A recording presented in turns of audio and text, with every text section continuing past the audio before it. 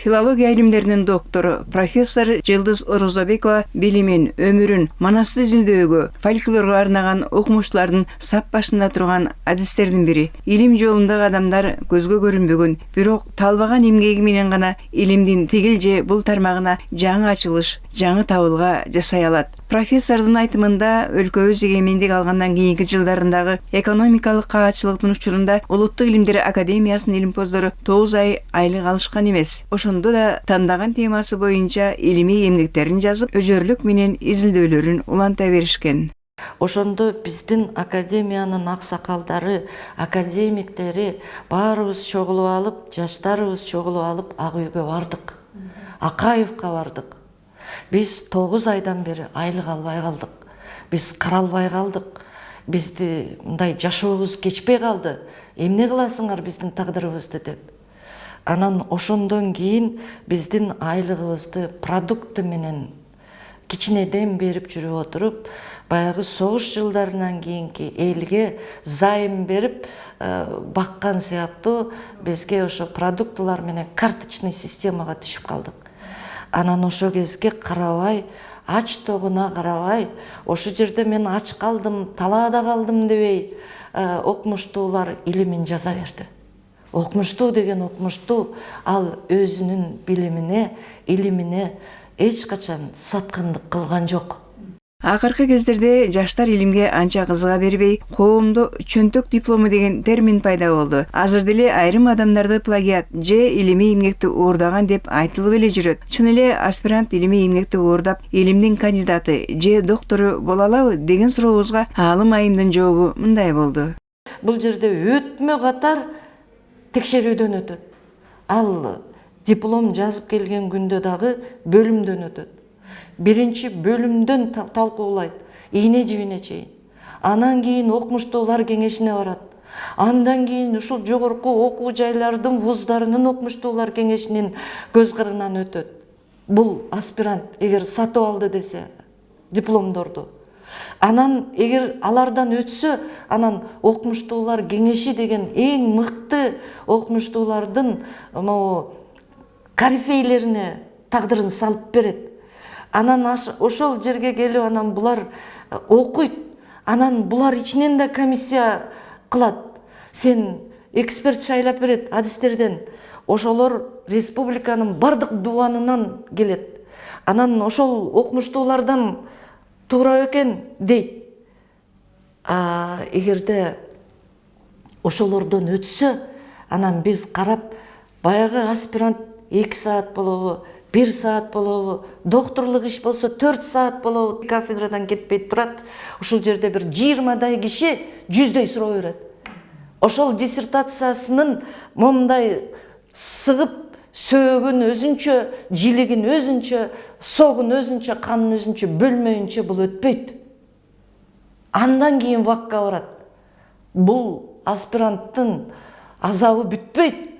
Ошол вакка барса, анан кээ бирөөлөр ошол адистерге туура келбей калса, кулатып таштайт ал жерден. ВАК дегендин өзү жогорку аттестациялык комиссиялар. Тарыхта ошол адистиктери жок эксперттер шайланып калган кезде докторлук диссертацияны да кулатып коюшкан. Бирок ошонун баары далилдегенден кийин кайра ошол докторлук наамын берген адамдар болгон. Бул тарыхта бул окумуштуу көргөн азапты эч ким көрбөсүн. Биздин күндө баягы плагиат деп айрым илимий эмгектерди кайра кайтарганчылар болуп атат. Ооба, бул мындай болуп атат. Биздин вакта азыр жанагы туурабы же туура эмеспи, же бирөөнүн эмгегин көчүрүп алдыңбы деген плагиат дегенге текшерет. Анын өзүнүн балы бар. Канча пайыз өзүнүкү? Бир 30-40% адабияттарга таянып теорияны ачат.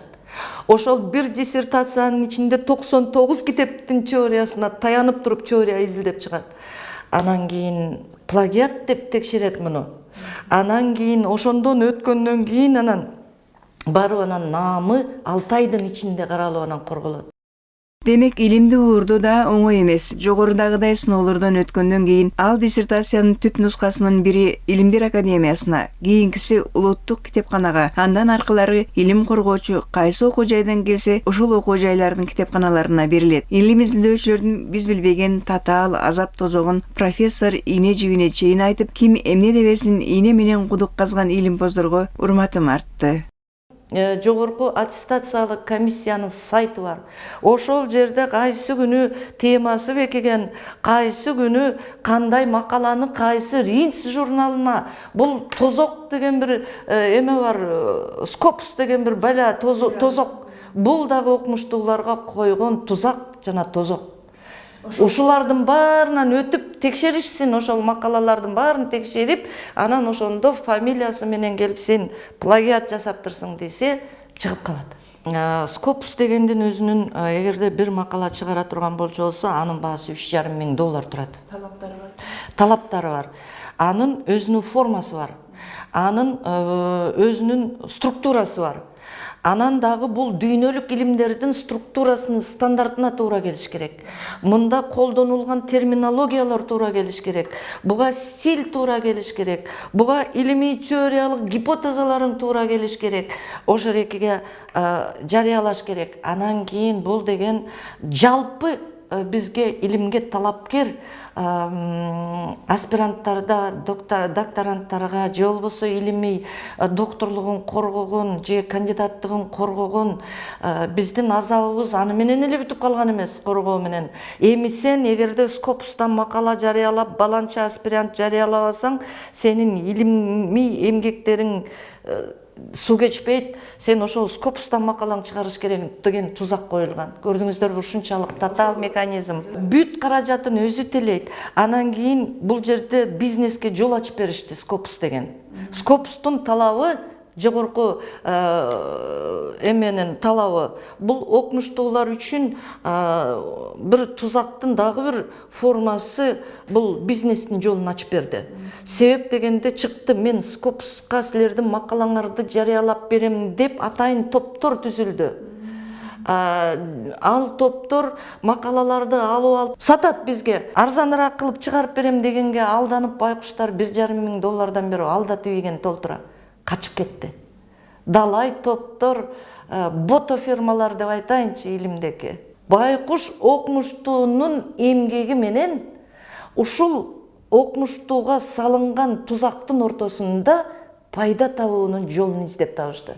Демек, ошол түзүлгөн топтор ошол редакция тарабынан түзүлүп атабы? Жок, булар ар кайсы жерден табылат. Бул Москвада болот, бул башка чет өлкөлөрдө болот. Бул айтып атпаймынбы, ортомчулар. Булар жанагы логистикалык борбор сыяктуу болуп алды. Булар бизден акча алат. Анан Кудай билет, ошо сенин макалаң ошол $1,500 чыгабы же сен алдатып ийесиңби? Окумуштуулардын ушундай тагдырын анан жаштар кантип келсин бизге? Бизге жаштар келип, ушул азыр мисалы бизде айлыкты 2 эсе көтөрдү деди. Окумуштуу айлыгы 2 эсе көтөрүлгөн менен биздин ички структуранын тартиби боюнча алардын дисциплиналык жагдайына жана эмгекке жарамдуу момундай бир продукция бергенине жараша анын пайыздары кичирейип турат. Бирок ошондой болсо да илимпоздордун тарых таржымалы, алган таалим тарбиясы, билими тууралуу коомдо көп айтыла бербейт. Ал эми фольклордук илимдин артынан түшүп, Манастын өчөлтегин жазып колу жооруган профессорго болочок үй бүлөсүндө Манас таап бериптир. Илимге жол ачкан адамдар, баягы булактын көзүн ачкан адамдар көп айтыла бербейт. Муну айтып жүрүш керек. Биз кайерден чоңойдук, кимден чоңойдук, кимден тарбия алдык дегенде ооздон түшүрбөй айтып туруш керек. Анан кийин ошондон баштап анан мен докторлук жазам деп качан мен Шабай Азизовтай болгон Алптын 3 илтигин жазып бүткөндө, анан Манасчы феномени жөнүндө докторлук жазам деп бел байлагам. Ошондон бери Манастамын. Менин үй бүлөмдү да Манас таап берди. Тагдыр деген мен ушундай нерсеге туш келтирген. Манас миң өтүп атат. Таласка жөнөгөн жатабыз. Анан Манас айылында старт ала турган болдук. Таласты көздөй автобустардын бирине түшсөм, ушу Калый Молдобосановдун орун басары экен. Мен жолдошум ошол киши да түшүп калыптыр. Анан ошол автобустан таанышып калдым. Мен ошо күнү туура 30га чыкканмын. Менин туулган күнүм болчу. Августта өттү ошол. Майрам биз ноябрда ошо сүйлөшүп анан ошого тагдырым буйрду. Тагдыры ушундай байлаган. Мен Шабай Азизовду магниттик лентага жазып аткан кезде менин жолдошум Жумашбай Оразалиевич барып ошол жерде манасчынын кашында олтуруп алып бир 2-3 күндө ошол жерде нотасын жазды. Мен магнитофонго жазам, ал киши нотасын жазат. Мен ал кишиге турмушка чыга элекмин. Анан кийин экөөбүзгө ошо Шабай аксакал ошол жерден бата берет. Манастын арбагы силерди коштоп колдоп жүрсүн деп. Мен кийин түшүндүм, мен андан кийин турмушка чыктым да, бир 2-3 эмеден кийин. Ошо кишинин батасы жалгадыбы дейм. Тарыхта мен бул кишинин сөзүн калтырсам, менин жолдошум мунун музыкага дүйнөсүнө калтырды. Анан дагы музыка дүйнөсүндө мунун нотасы кандай өзгөргөндүгү тууралуу теориялык өзүнүн илимий изилдөөсүн жазды. Илимпоз айындын оорун колдон жеңилин жерден алып эри шаркак иштеген өмүрлүк жолдошу Жумашбай Касымбеков студент кезинде эле саксофон, бас-гитара, труба, аккордеон, комуз, урма аспаптарын кошуп, ырларды коштоонун жаңы үлгүсүн жарата алган. Мукаш Абдыраев атындагы сыйлыктын ээси, таланттуу композитор 2021-жылы катуу уурудан соң дүйнө салган. Манас өткөн бир жерден деген симфониясын жараткан адам, Кыргызстанга төштүк балетин жазган адам, Акындын махабаты деген операны жазган адам, мына ушундай чыгармачыл адам болчу. Тагдыр экен, мен ал кишимди жоготуп алдым. Ал кишиден көргөн уулумду да жоготуп алдым. Анан 2 кызым бар. Очогубуз кур эмес, түтүнүбүз булап атат дегендей. Турмуштун ачуу таттуусун башынан кечирген окумуштуунун учурда илимдеги шакирттери арбын. Бир катар жаштардын илимий иштерине жетекчилик кылып, насаатын айтып, илим жаатында эмгектенгенге үйрөтүп, тарбиялап келе жатат. Студенти болгон башында 2012-жылы Арабаевда Манастан факультетине тапшырып, ошол жерде эже менен алгач жолу таанышып, ошол жерде билимин берген Манас эпосу боюнча. Андан кийин ошо эженин жолун жолдоп, бүгүнкү күндө аспирантмын. Аял катары аябай күчтүү айым, 2 кыздын энеси, башынан көптөгөн оор сыноолор өткөн десем болот. Эжени мындай жакындан да тааныйм. Мугалим катары, Манас таануучу катары бүгүнкү күндө Кыргызстанда Манасты изилдеген окумуштуулар бизде саналуу гана. Ошолордун арасында ушу Жылдыз Орозобекова Калмашевна бар. Бир гана Манастын айланасында эмес, дүйнөлүк фольклордун карамагында да эпосты карап изилдеп келатат. Андан тышкары эженин эң жакшы иштеринин бири бул манасчылык өнөрдү изилдеген. Манасчылар деги эле дүйнө жүзүндө кандай айтуучулар болгон, алардын түштөрүнө, аяндарына басым жасаган. Андан тышкары эже ошо манасчыларды дагы типтерге бөлгөн.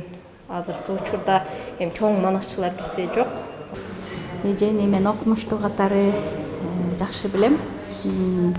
Өз ишине так, тыкан, бизге кеп кеңештерин берет, иштерибизде каталарыбызды көрсөтүп, бизге жол салып, илимий багыт кеңештерин берип турат. Аял заты үй бүлөдө өзүнүн вазифасын толук аткарып, илимде ийгилик жаратыш үчүн эки эсе көп эмгектенет дейт Жылдыз Орозобекова. Мына биздин эркек мырзаларга караганда түйшүгү 2 эсе болот, илимде 2 эсе болот.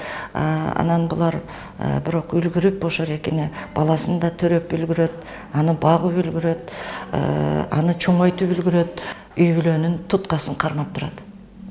Ошондуктан бул илимде жүргөн аялдын мойнуна 9 катар милдет жүктөлөт. Булга чыдап иштеген киши иштейт. Анан ошондуктан дагы мындай илимдеги аял затына ошо көбүрөөк мындай ополтоодой моралдык мындай колдоо керек. Буларды илимде жүргөн аялдарды басынтпаш керек. Бул жарык дүйнөгө ошол күйөөсүнүн тукумун кандай улаган болсо, мамлекетке илимдин үрөнүн ошондой улаган адам.